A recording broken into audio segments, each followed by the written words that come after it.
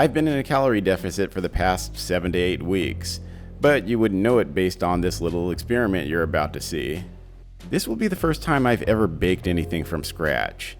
I've baked pre-packaged cookie dough before, but never made cookie dough from scratch.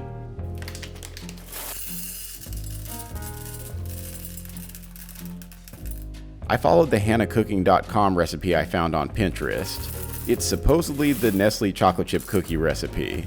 After scanning the list of ingredients, I noticed this recipe called for 2 cups of chocolate chips, which seems like a lot until you remember that the recipe is from a company that's in the business of selling chocolate chips. For my version, I'm using 1 cup of dark chocolate M&Ms for half the batch, and 1 cup of Guittard extra dark chocolate chips for the other half of the batch.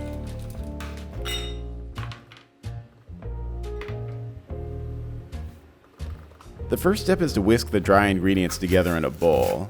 That would of course be the flour, baking soda, and salt.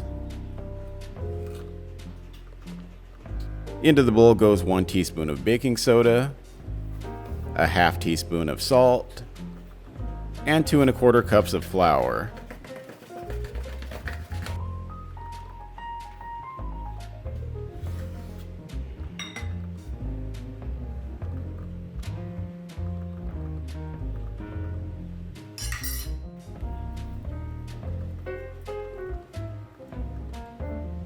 The next step is to mix the wet and sticky ingredients in another bowl, starting with 1 cup of room temperature butter, 3/4 of a cup of brown sugar, and 3/4 of a cup of granulated sugar.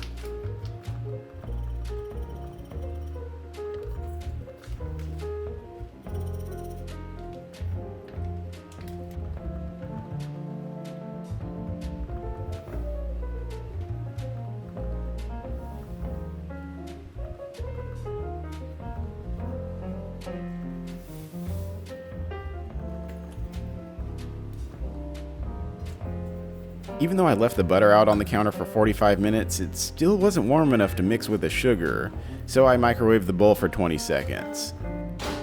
Not shown is a glop of butter I dropped on the floor that was apparently stuck to my spatula as I removed the bowl from the microwave. Now the butter and sugar are cooperating.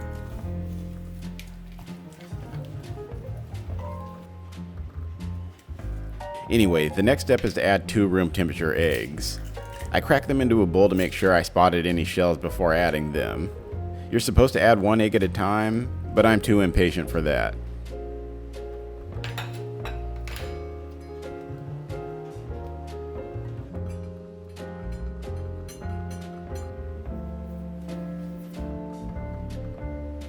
Next is 1 teaspoon of vanilla extract that I'm pouring from a bottle that I needed pliers to open because this was the hardest bottle I've ever tried opening with my bare hands. I would have filmed that struggle, but my fragile masculinity will not allow me to show me having to get the tool set in my closet out just so I could open a little bottle of vanilla extract.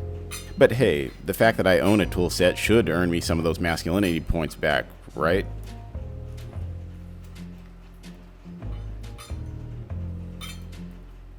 Okay, so once the wet ingredients are mixed together, it's time to gradually stir the dry ingredients into the bowl with the wet ingredients.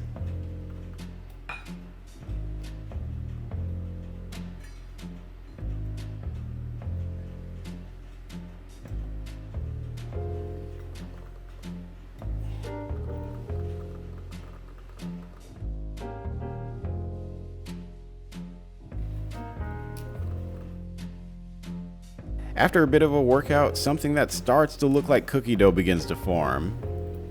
At this point, the smell makes it tempting to taste, but I'd never willingly put anything into my mouth that has either raw egg or especially raw flour, the latter probably being the more potentially dangerous of the two. Anyway, here I split the batter roughly in half so I could add the dark chocolate M&Ms to the first half.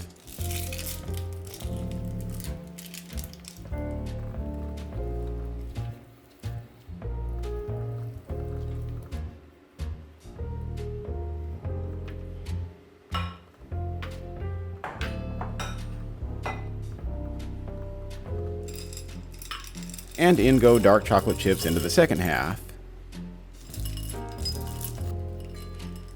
Noticed I saved some of the dark chocolate M&Ms and dark chocolate chips to put on top of the cookies when they're ready to go into the oven.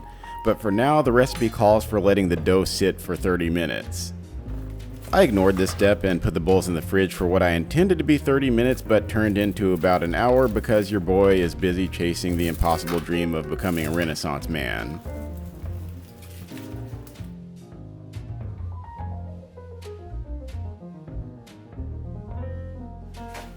The next step is to preheat the oven to 375 degrees Fahrenheit, which is equivalent to 190 degrees Celsius for those of you who live in the 99% of countries that actually use sensible measuring systems. This recipe calls for rounded tablespoons. I know what that means in theory, but I just took one of my big dinner spoons and scooped some heaping spoonfuls onto the sheet.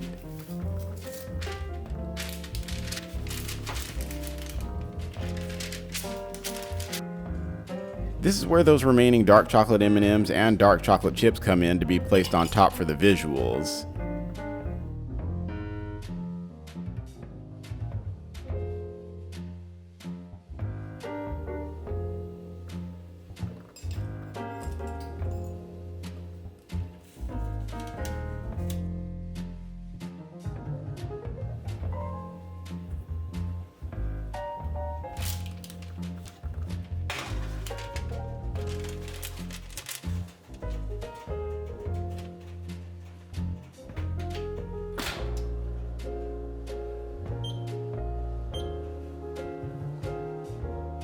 I set the oven timer to 12 minutes, but these cookies were done in just 10 minutes, which aligns with the 9 to 10 minutes shown in the recipe despite my cookies being quite large.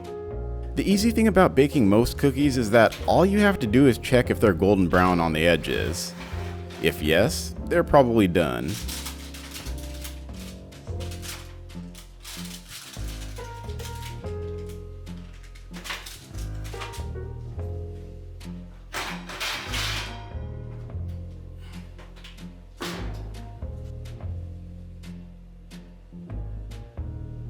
Alright, they've cooled for about 5 minutes.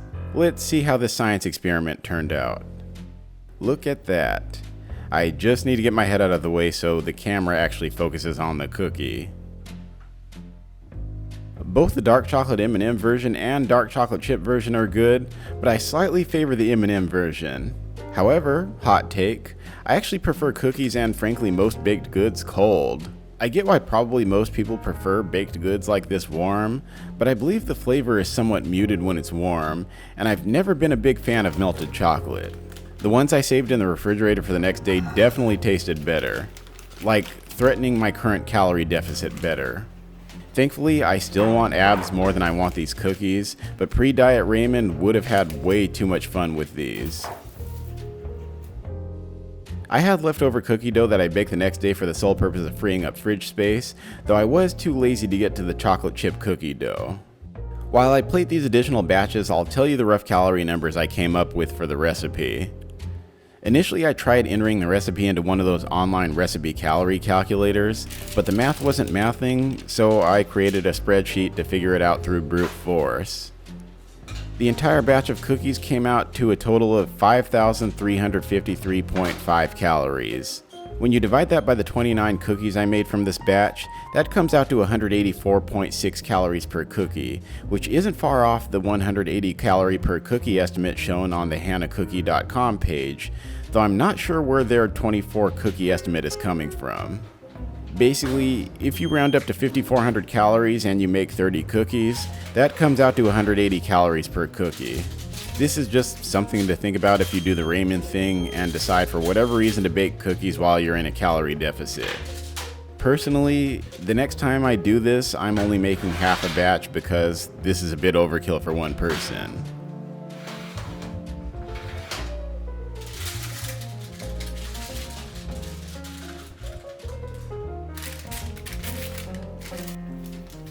Let me know what you think of my first ever attempt at baking from scratch.